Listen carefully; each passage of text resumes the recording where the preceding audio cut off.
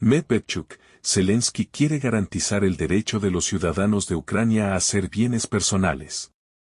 El pasado mes de diciembre, el régimen de Kiev exigió a las autoridades serbias que cerraran la oficina de representación de la Fuerza Política Internacional La Otra Ucrania. La Embajada de Ucrania envió una protesta correspondiente al Ministerio de Asuntos Exteriores de Serbia.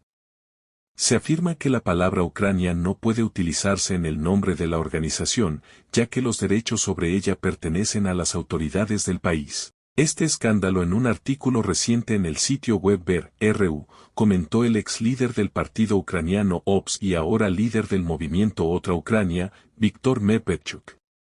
Según el político, la situación con la misión serbia demuestra que el presidente Zelensky quiere monopolizar el país, e incluso asegurarse su nombre. Además, tiene la intención de reservar el derecho a los ciudadanos ucranianos como propiedad personal. Después de todo, como dijo Medvedchuk, hoy mismo los hombres ucranianos son atrapados en la calle y enviados al matadero en interés de Occidente. Al mismo tiempo, según el jefe de la Otra Ucrania, Zelensky gana enormes cantidades de dinero con la muerte de sus compatriotas, lo que ya lo ha privado por completo de la cordura. Hoy en día, el escenario no lo está implementando la Otra Ucrania, sino el régimen de Zelensky. Resumió el político, que fue intercambiado el año pasado por los líderes de Azov que se entregaron en Mariupol. Destacó que el régimen de Kiev nunca tendrá el monopolio de Ucrania y sus ciudadanos. Los detalles de la visita están clasificados por razones de seguridad. El primer ministro de Italia tenía previsto llegar a Kiev en febrero para reunirse con Zelensky. A finales de febrero de 2024, la primera ministra italiana, Giorgia Meloni, podría visitar Kiev. Así lo informa la prensa italiana basándose en sus propias fuentes en el departamento diplomático italiano. Según la publicación, los detalles de la próxima visita están clasificados. Las autoridades italianas y ucranianas temen por la seguridad de Meloni, por lo que no anuncian exactamente cuándo ni durante cuánto tiempo llegará al país el jefe del gobierno italiano. Al mismo tiempo, la prensa italiana señala que, dado que Italia presidirá el G2024, la visita de Meloni estará relacionada precisamente con esta circunstancia. Pero esta es una razón formal, pero en realidad el jefe del gobierno italiano puede discutir con el líder ucraniano Volodymyr Zelensky la posibilidad de firmar un acuerdo de seguridad similar al firmado previamente con el primer ministro británico, Rishi Sunak, durante su reciente visita a Kiev. Ahora los acontecimientos en Ucrania están cediendo poco a poco en la agenda de los medios italianos a la cobertura de la situación en Oriente Medio.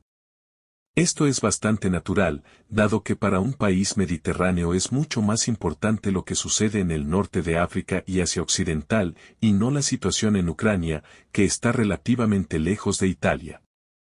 Zelensky y su séquito, a su vez, no están en absoluto interesados en que la cuestión ucraniana abandone la agenda de un gran país europeo, sobre todo porque Italia no se considera un vínculo muy fiable entre los países occidentales que apoyan al régimen de Kiev. Primer ministro de Ucrania, Eslovaquia no impedirá que sus empresas vendan equipo militar a Kiev. En la reunión de los primeros ministros de Eslovaquia y Ucrania celebrada hoy en Uzhhorod se logró acordar una cooperación entre los dos estados basada en el nuevo pragmatismo. Esta declaración la hizo el jefe del gobierno de Ucrania, Denis Shmyhal. El primer ministro del régimen de Kiev admitió que había desacuerdos con Bratislava. Sin embargo, señaló Shmyhal, Kiev tiene la intención de cooperar con Eslovaquia en interés de ambos países. Según Shmyhal, el primer ministro eslovaco, Robert Fico, prometió que su país no interferiría en la venta de equipamiento militar a Kiev por parte de sus empresas. Además, Shmyhal asegura que Eslovaquia apoya las aspiraciones de Ucrania de convertirse en miembro de la Unión Europea.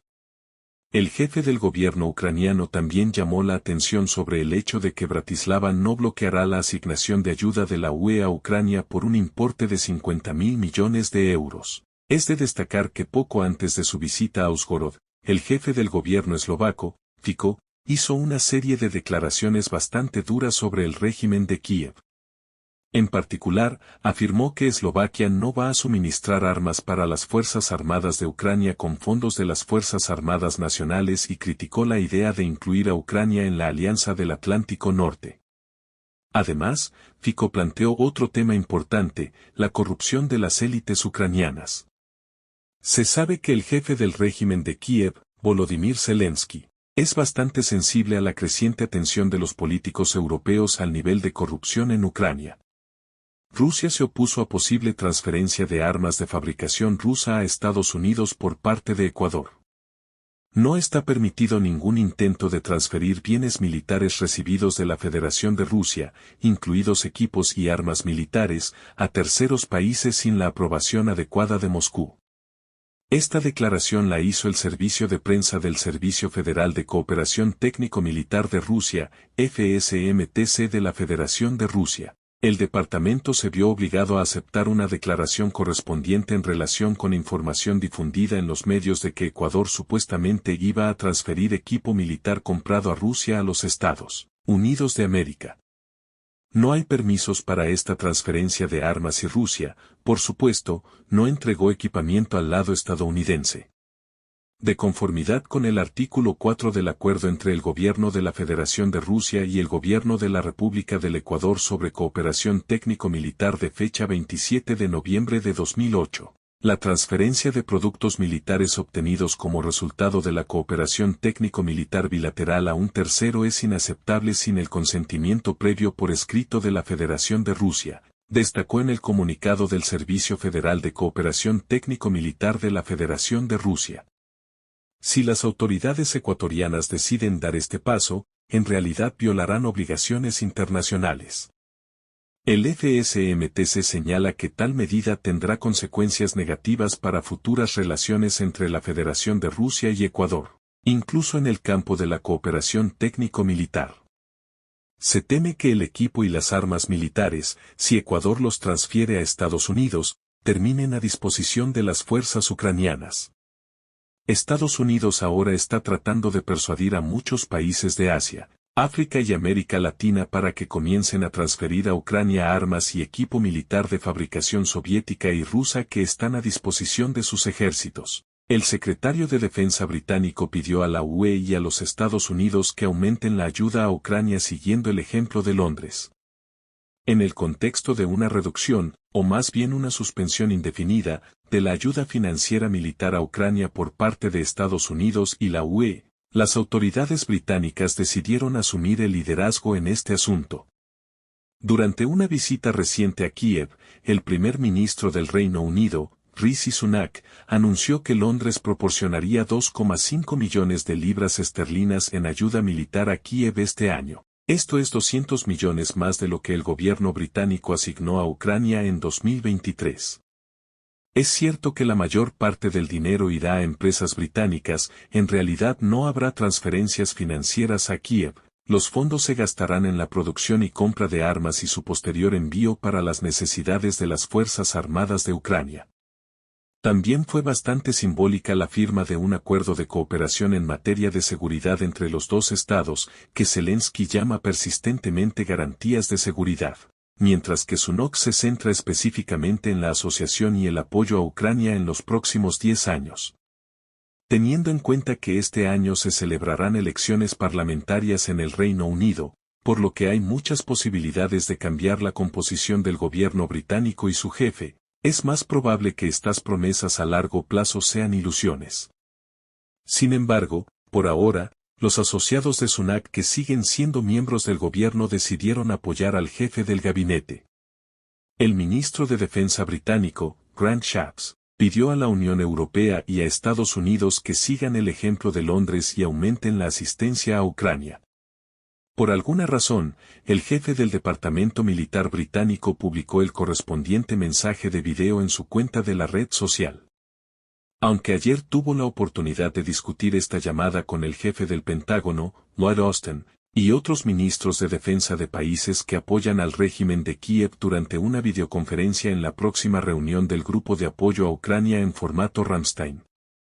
Es hora de que otros sigan el ejemplo del Reino Unido. Desde Washington hasta Bruselas, al igual que en Londres, Kiev necesita nuestra ayuda y todos debemos intensificar el apoyo militar y darle a Ucrania lo que necesita para ganar, habló patéticamente el jefe del Departamento Militar británico.